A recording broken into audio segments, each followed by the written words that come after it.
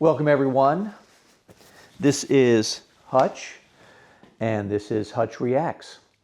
So if you've come here from my other channel, Hutch High Perf, or Hutchinson High Performance, that's me working on a 1987 Olds 442, complete frame off, doing a bunch of stuff there, and I really didn't talk about anything unless it had to do with the car.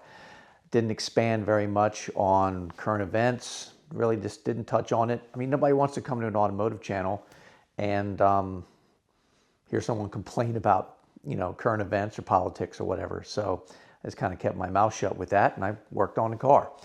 So I decided to start this channel, Hutch Reacts, to just, I don't know, give my own side, my own opinion on current events and things that are going on in the world. So if that interests you, welcome.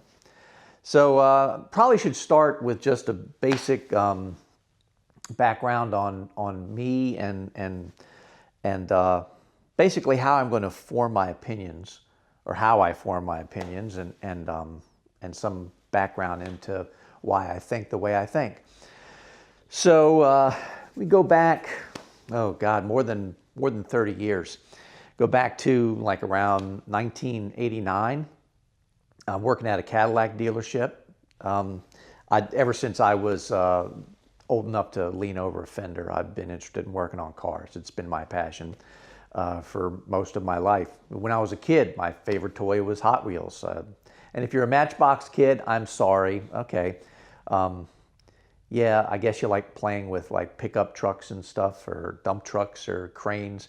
I liked hot rods, and that was Hot Wheels. So anyway, I'm getting off subject here. So I was a gearhead, always have been. And back, like I said, 1989, I'm working at a Cadillac dealership. And the guy in the bay right across from me, a buddy of mine, and this is years later, I'd been working there like 4, almost 5 years. So we're talking somewhere around 92, 93 by the time this conversation came up. So like I said, the buddy across from me in the stall, he was more than 3/4 of the way through his career. He was an older mechanic, funny guy, a lot of knowledge, and I respected him. And we'd had a couple of conversations about just the overall feel of working for a dealership. And if you're familiar with flat rate at all, it's how everything is set up as far as like for the mechanic side for working on cars. So you'll get a car that comes in, and if it's flat rate, and I'll kind of touch on that maybe, but under flat rate, the customer is paying for the repair. Usually if it's an intermittent thing, or if it's something that involves a diagnosis, like the car doesn't come in and there's a rod hanging out the side of the block. There's no diagnosis, you know what's wrong. But if a car comes in and you have to diagnose it, usually you're charging the customer like whatever the hourly rate is, you're charging an hour for a diagnostic fee. And then after that, hopefully you figure it out within that time period, because you're not getting paid more than an hour. If it takes you 2 hours to figure it out, you lost an hour trying to do it. So you get an hour diagnostic fee, and then you fix the problem. And then there's a huge flat rate book that covers just about everything that you could possibly do to the vehicle. So if it's, I got to replace the water pump, it may say, well, that's a 2-hour job. And yeah, well, it's great if you finish it in an hour and a half, you still get paid 2 hours. But if it takes you 3 hours to do it because one of the bolts was rusted or corroded and fused itself to the threads in the block, and the bolt snapped in half, and then now you got to fight that to get that done, and it takes you 3 hours, you're still getting paid 2 hours. So it's, if you're fast and if nothing goes wrong, it's a good way to make money. But when things go wrong, you can lose money.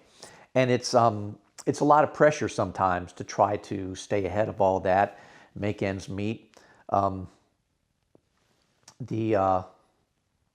The dealership itself will try to maintain all the different mechanics and kind of feed them work to help make up for some of the losses. And if you're having a really good week, you're going to get a crappy job. If you're having a really bad week, you're going to get a really good job, like maybe a 30,000 mile service, something like that.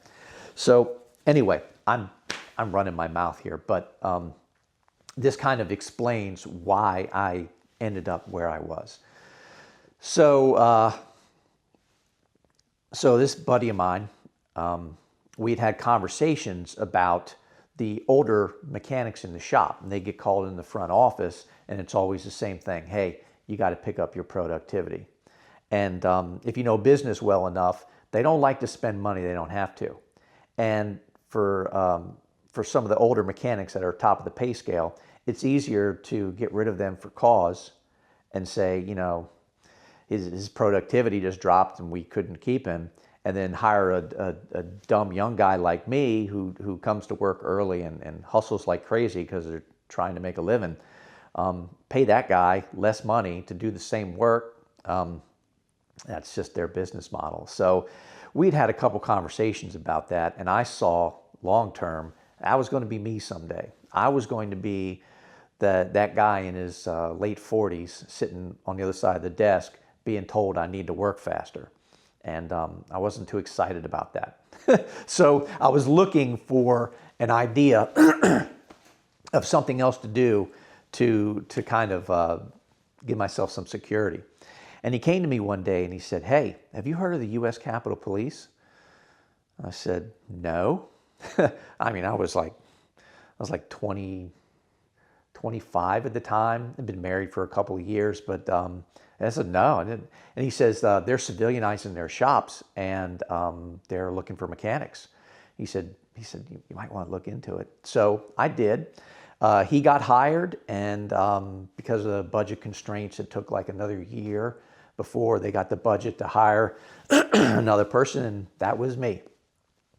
And so I'd been working in that job as a mechanic for about a year, and one of the sergeants came to me and he said, hey, you ever thought about being a cop? I was like, no. And at that point I was like, I don't know, late 26-year-old. I said, no, never crossed my mind. I said, I'm doing what I like to do. And he said, you should think about it. We're looking for guys like you. And so I went home, talked to the wife about it and thought about it. And I was like, you know, it might be something interesting. And I kind of have the mindset for it. I've always been a bit of a rule follower. I'm that guy that when I'm standing in line and I see someone cut in line, in the line next to me, that has nothing to do with me, it still irritates me that someone cut in line, that kind of thing. I like rules, I like structure, I don't know. That's just me, it's just how I work. But I was like, you know, actually that might not be too bad. So after talking to the wife, I decided to do it, took the test, did very well, got into a class, went to Georgia, to FLETC, went through their academy, came back here. You have to go through a separate Capitol Police Academy that's kind of specified to the job you're going to do. FLETC is the Federal Law Enforcement Training Center, and they're down in Glencoe, and they're more like generic like federal police work. And then you come back to Capitol Police, do their academy, get specialized, and then you get cut loose into the field, and you get shadowed for a little while, and then you're just working. So I did that, and then I think after about 3 years as a officer, you go from officer to PFC, which is private first class, and that's it's kind of like an automatic thing after you've been there for somewhere around 3 years. So once I hit the point where I was able to take the test, I took the sergeant's test and did well and got promoted. And then I kind of saw how the department worked a little bit, and I was a little bit hesitant to go much further than the rank I was in. I really enjoyed being a sergeant because I got to help people. I got to be able to affect people positively. I mean, sometimes negatively because you have employees that need a little squaring away. But I got to be able to affect how the officer did his job or how he lived day to day, and I really enjoyed that. And I liked still being in the field. I liked interacting with people, and so I took the lieutenant's test once, and I just didn't have my heart in it, and didn't get promoted on that list, and never tried again. I was just like, eh. So I saw how they treated the lieutenants, and I didn't care for it, so I didn't try to go past that point. And I was very happy with it, and I served as an officer with the United States Capitol Police for a total of 31 years, year civilian and 30 years sworn. And so I never really talked about politics because, like I said, who wants to come to an automotive channel and hear someone complain about, politics and modern day events? I'm working on a car. They want to see me work on the car, hopefully. So the second point to that would be that the department really doesn't like you running your mouth too much about political stuff outside of work. They don't tell you that you can't, but they're not really happy when you do sometimes. So I just kind of kept my mouth shut because it really wasn't what I was about with YouTube. And well, I just retired. I'm 2 weeks into retirement. And I decided I'm going to start this channel and I'm going to speak my mind. There's going to be a lot of stuff that I can't talk about when you leave the department. If you have any type of clearance, you get a debrief, which is basically they put paperwork in front of you and say if you talk about X, Y, or Z, you could be charged and you go to jail for 10 years or 10,000 fine or both. And I don't want to do either of those. So there's going to be a lot of stuff with the department that I don't talk about. In fact, I may not talk about the department that much at all. It was a great place to work. I met a lot of great people, made a lot of good relationships. The department was very good to me overall. It allowed me to live the life that I'm living right now. So I've got no complaints. But yeah, as far as politics, I'm if you haven't been able to tell by like some of the stuff I say from time to time, or the haircut on my head, which I'm getting a bit shaggy. I guess this is a part of retirement. I'm a little scruffy all around, but anyway, I'm very much a conservative. I make no bones about that. I'm not going to apologize for that. It's just how I think, and it's who I am. So if you're coming here to hear me be anti-cop or screech like some blue-haired liberal, you picked the wrong place. Sorry. I am also not going to be like completely pro-cop. No matter what happens, yeah, that guy's perfectly in the right, and I'm always going to be on that side. I've worked the job long enough that I've seen good and bad cops, so I'm not going to beat around the bush about that. I've seen stuff that have happened in the news over the past 10 or 15 years, and I'm just like, that guy screwed up. And they're right to complain about whatever that is. And I've seen both sides. So anyway, I'm here just to basically give my opinion on things that are going on in the world. I want to expand past that because you see a lot of these reaction channels where they're reacting to movies or music videos and this and that. And no one reacts to automotive stuff.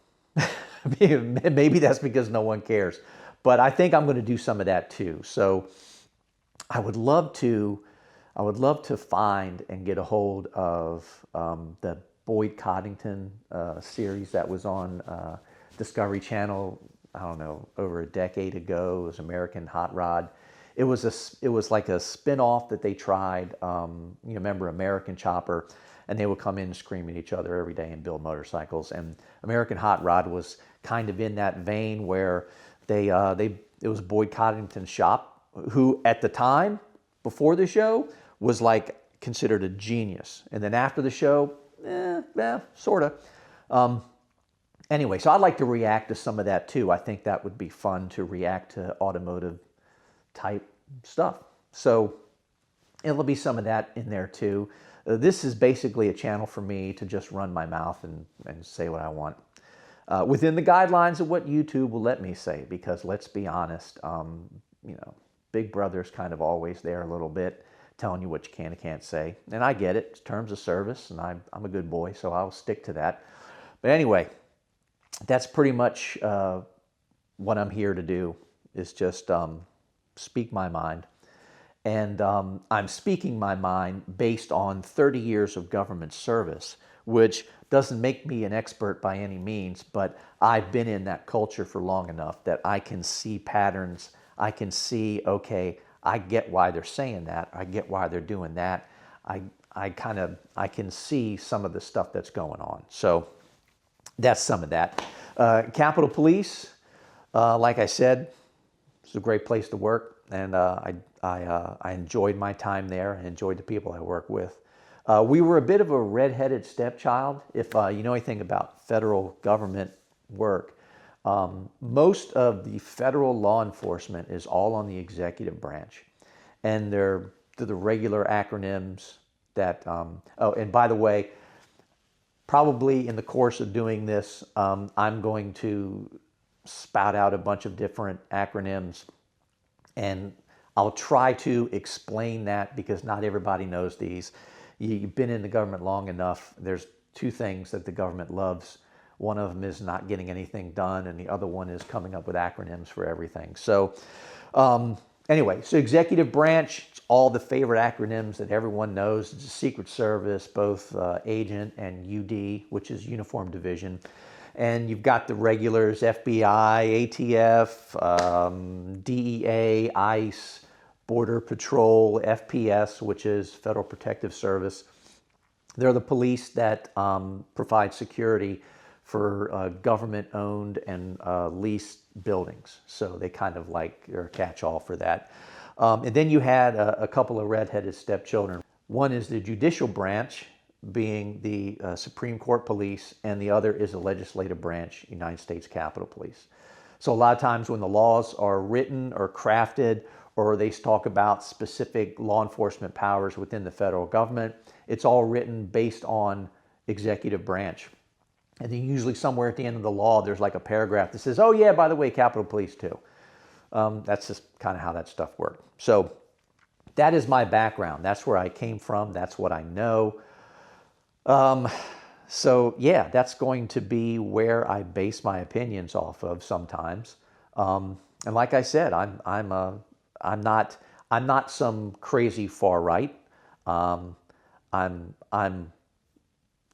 right of center, more or less. And my time in the government has proven to me that I should be more center than right, just because I disagree with some of the things that the government does. I think they reach into our lives a little too much, and that's from someone who served as a government employee. There's just too much interference, I think, at times. So I'm not afraid to say that. It's just how it is. So I think overall we're beginning to see some of the loss of First Amendment and Second Amendment type rights, and I don't like that. You should be able to think what you want to think, and you should be able to defend yourself if you want to. And I don't think the government really has any role in reaching into my life and telling me how to live. So anyway, I'm running on now. But yeah, that's what I'm going to be doing here.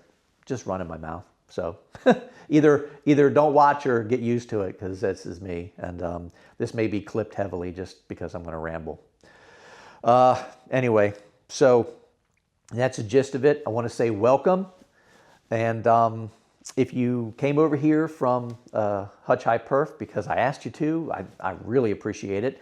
Because YouTube, you need to have so many subscribers and so many views before they're ever going to pay you a dime. So in order to get into monetization on this channel, I'm going to need to pick up some subscribers and some views to do that. So hopefully me running my mouth will be interesting enough to enough people to get that done. Anyway, whether it does or not, I'm still probably going to sit here and run my mouth, just because it's kind of cathartic. It's a way for me to I don't know, spout some of my nonsense out to whoever's listening. I don't know. Anyway, welcome. There'll be more to come.